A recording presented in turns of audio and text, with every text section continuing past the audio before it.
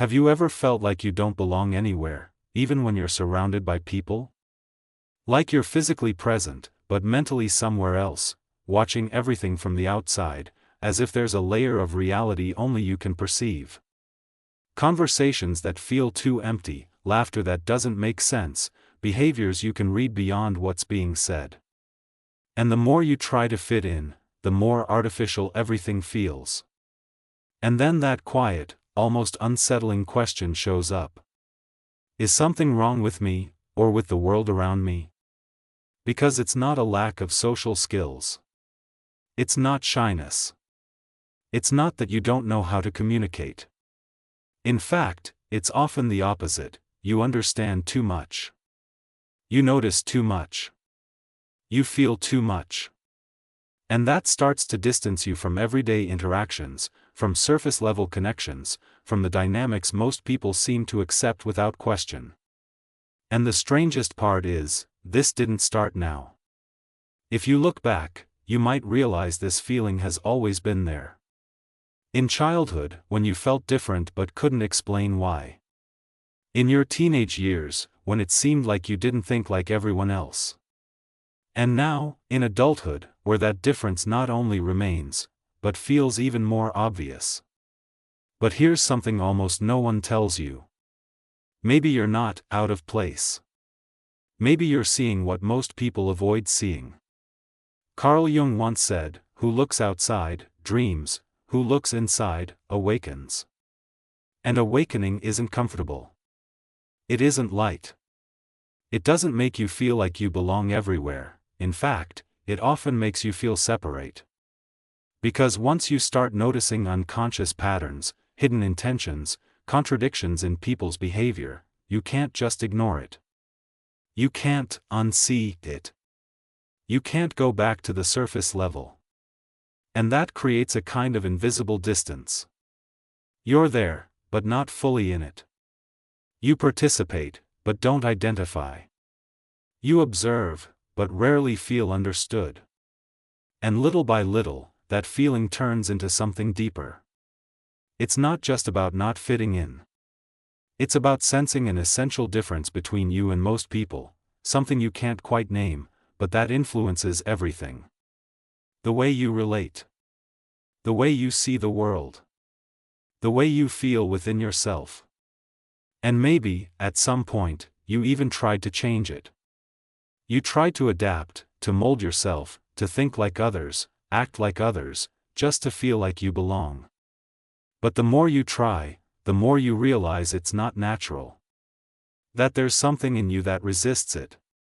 And that resistance isn't weakness. But it's not easy to understand either.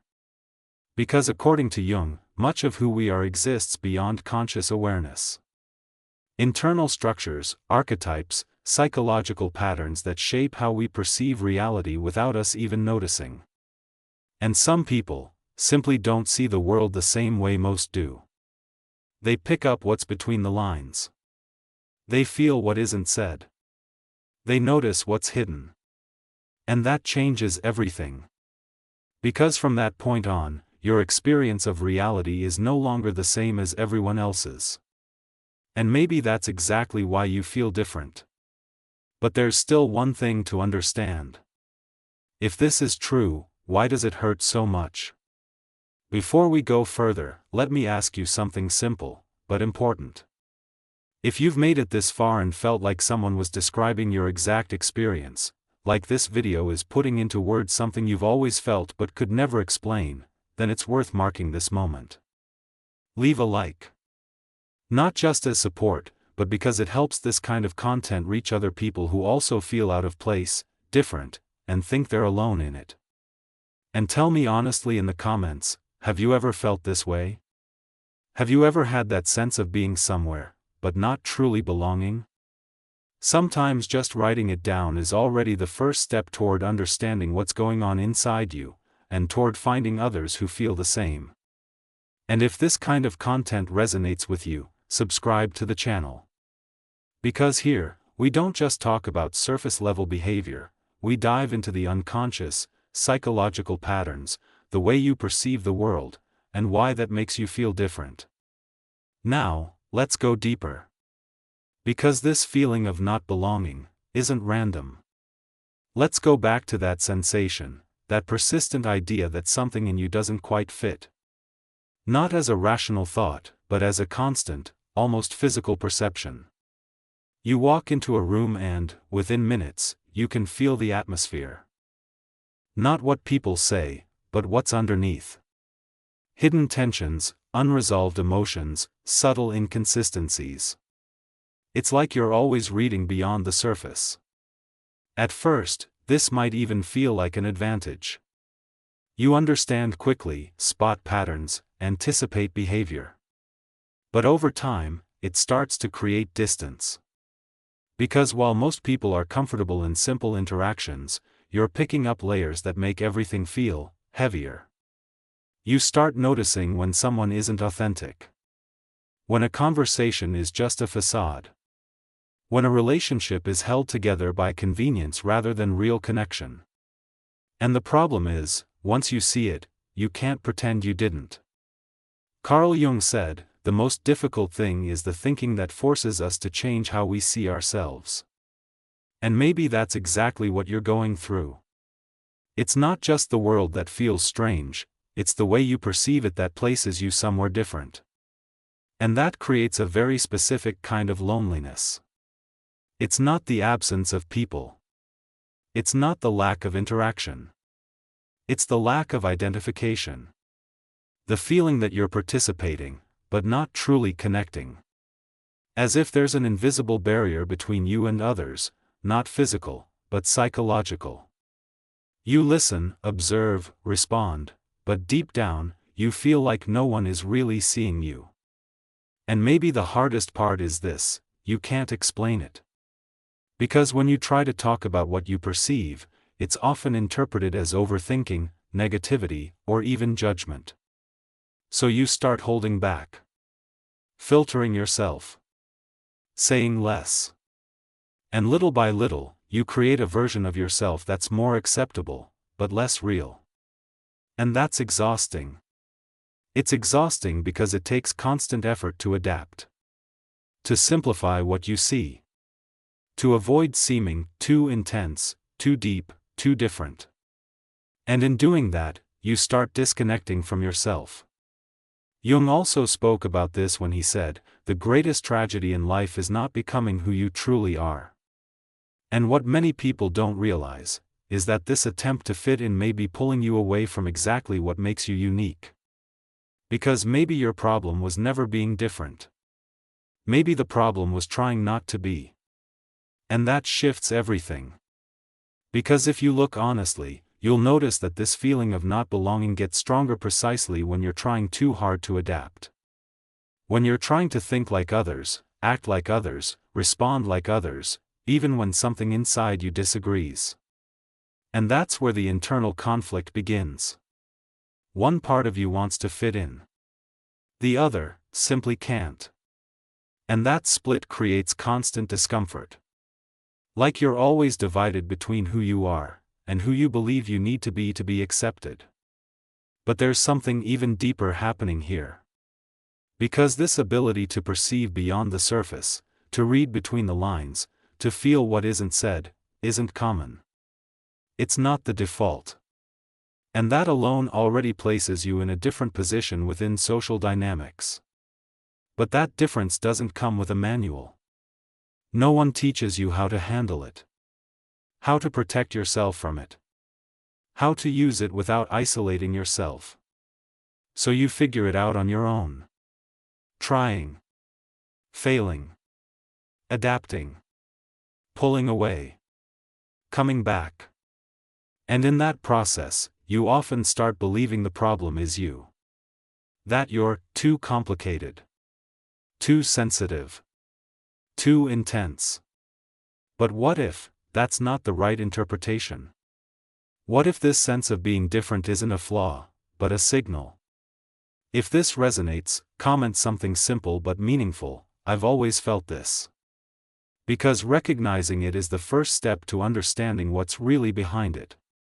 And that's exactly what we need to explore now, because what feels like just an emotional experience might have a much deeper explanation than you imagine. But this is where things start to get uncomfortable, because maybe this feeling of being different didn't come only from your perception, but also from how you were shaped. Think about it honestly. What if, throughout your life, you were unconsciously trained to observe more than express?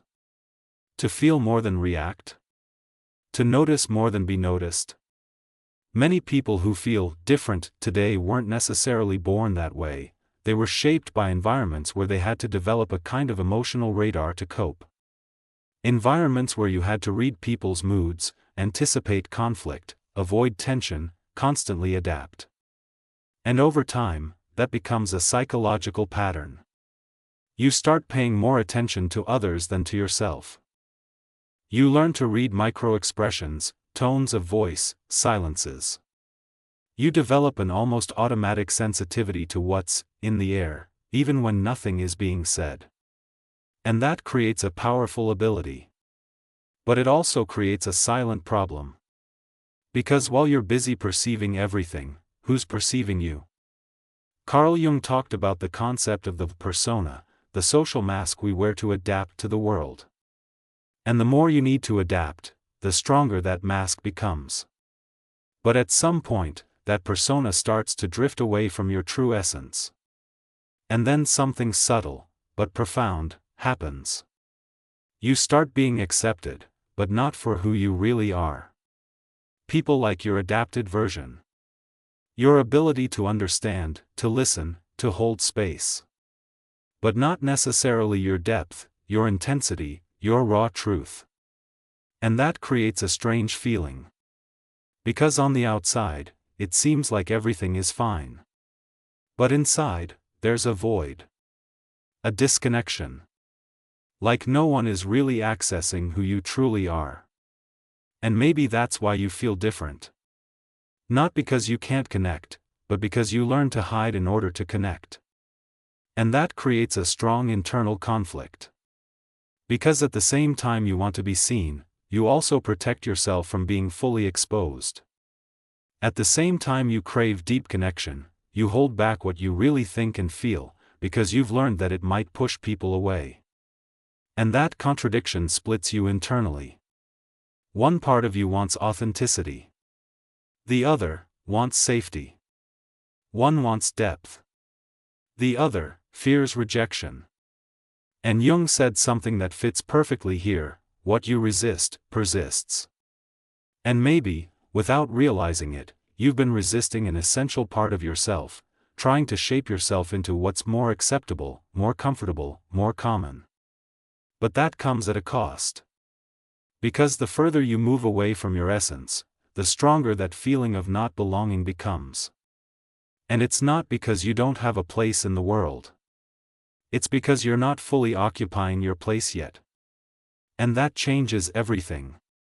Because now the question is no longer, why am I different? It becomes something much more uncomfortable. How much of myself did I have to hide to be accepted? And when that question arises, it starts stirring deeper things. Memories, experiences, patterns you may have never truly questioned. Because this isn't just about perception. It's about identity. And maybe, this feeling of being different isn't only about how you see the world, but about how far you've drifted from who you really are just to exist within it. If this resonated, comment something that marks this moment of awareness, even just, I adapted too much. Sometimes naming it is enough to start breaking a pattern that's been invisible for so long. And this is exactly where we move into an even deeper layer, because what you're feeling isn't just emotional, there's a psychological structure behind it that Jung studied deeply. And once you understand it, things start to make sense in a way that's almost unsettling. And this is where the missing piece begins to fall into place, because what you've always called a feeling or intuition may actually have a much deeper psychological structure, something Carl Jung described as part of how the unconscious works. Jung believed that not everyone perceives reality the same way. Some people operate more on the surface, others naturally dive into deeper layers of the psyche. And within the psychological typology he developed, there's a specific pattern that explains this: the introverted intuitive type. This type doesn't see the world only through what's visible. They pick up patterns, symbols, hidden intentions, inner movements most people don't even realize exist. It's as if the mind is constantly connected to the collective unconscious, that invisible field where archetypes, shadows, and repressed human content live. And that completely changes how you experience reality. Because you don't just react to what happens, you feel what's behind what happens. You walk into a space and, before anyone even speaks, you already sense who's uncomfortable, who's hiding something, who's being authentic, and who's just playing a role.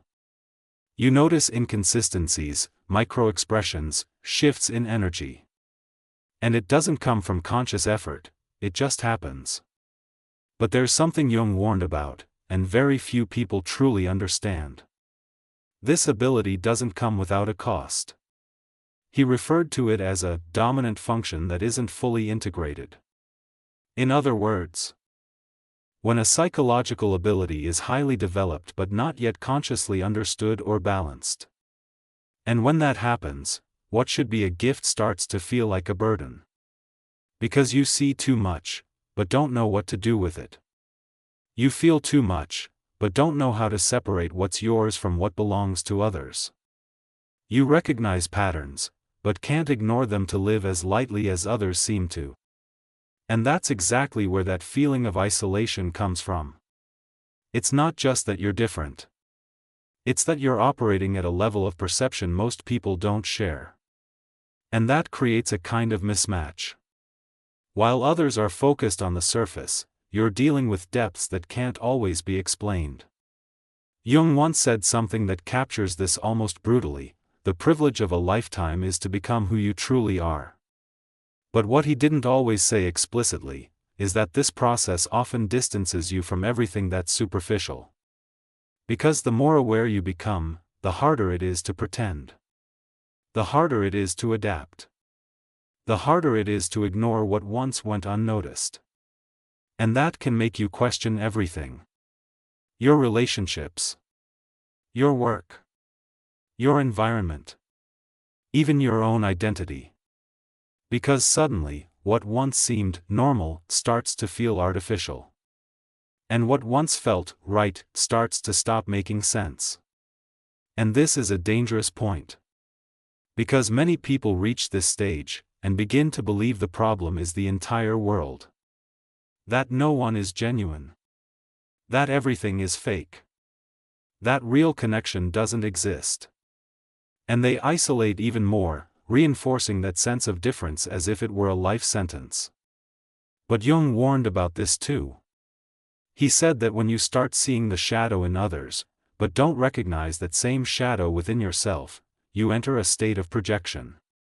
And in that state, everything you see outside starts to push you away, irritate you, exhaust you. So it's not just about seeing too much. It's about not knowing how to integrate what you see. And maybe that's exactly what's happening to you. It's not that you're too intense.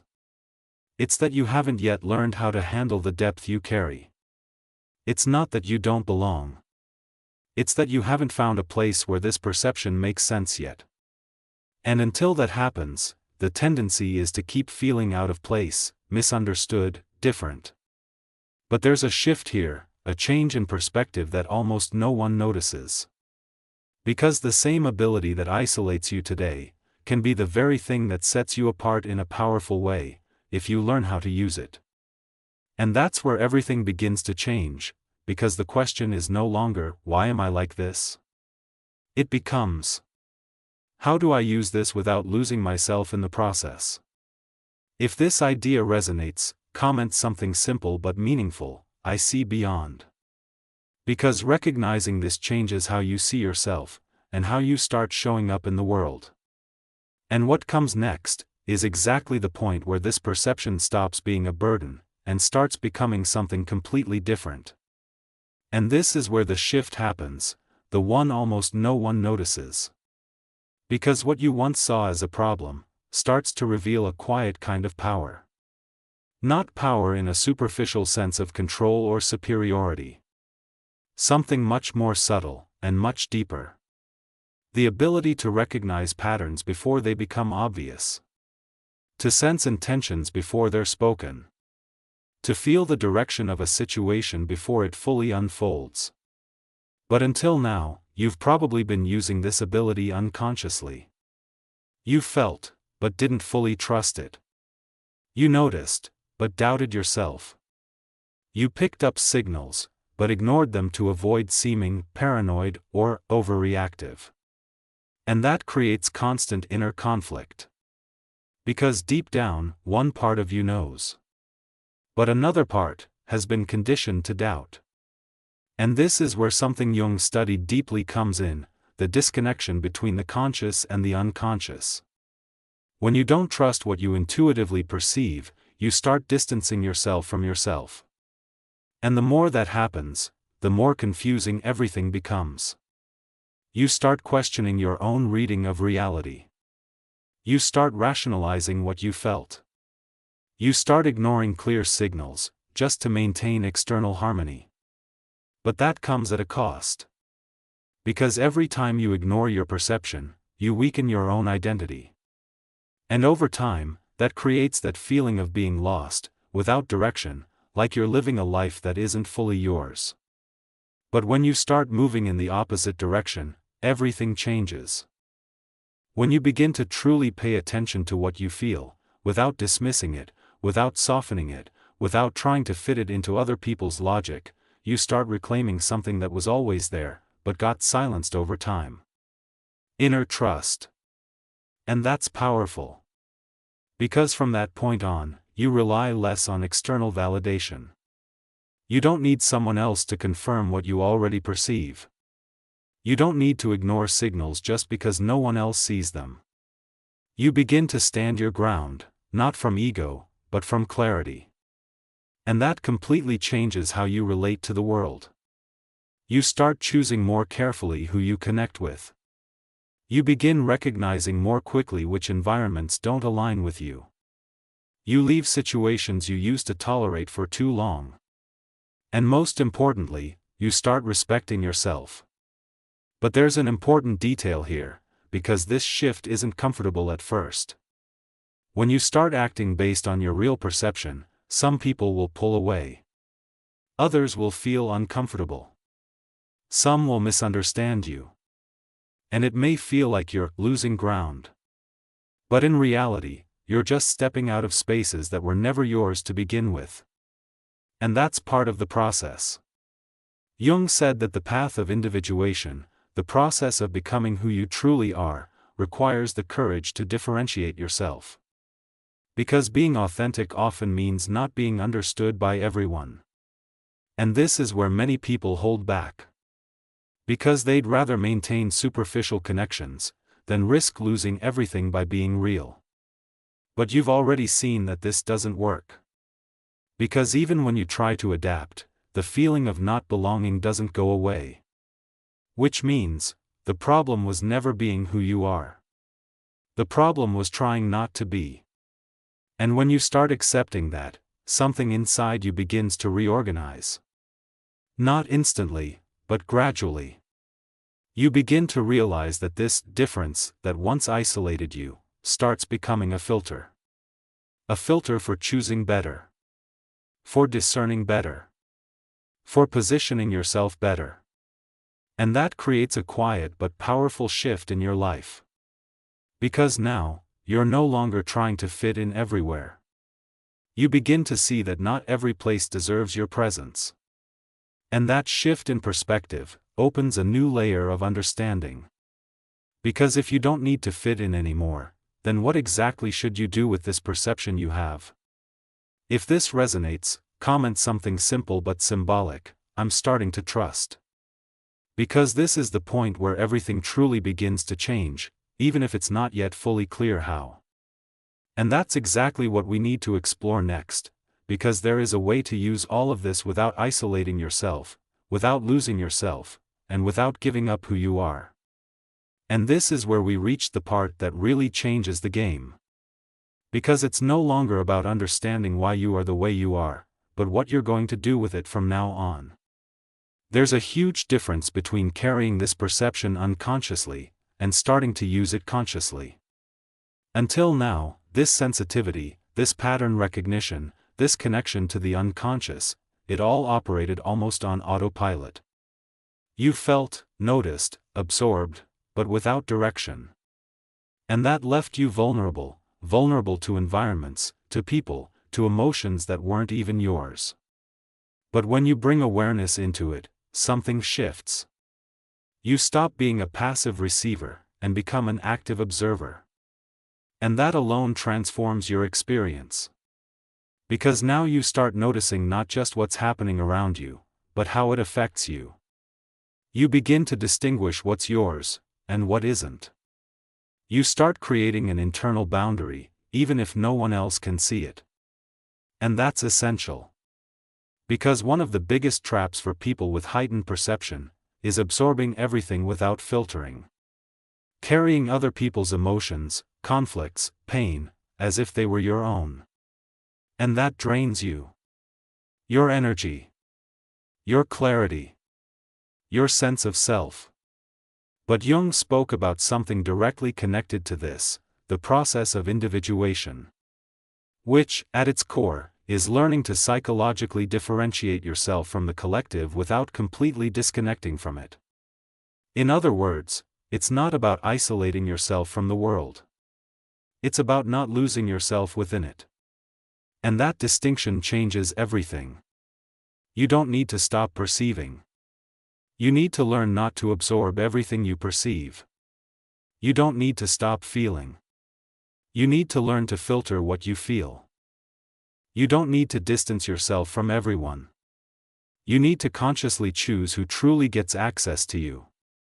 And that takes practice. It takes moments of silence. It takes introspection. It takes brutal honesty with yourself. Because the more you know yourself, the easier it becomes to separate what's yours from what isn't. The easier it becomes to notice when something is misaligned.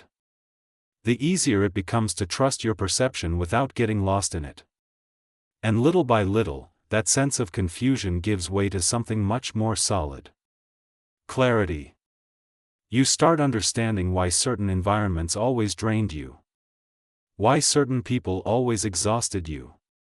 Why certain situations always felt off, even when everyone else said everything was fine.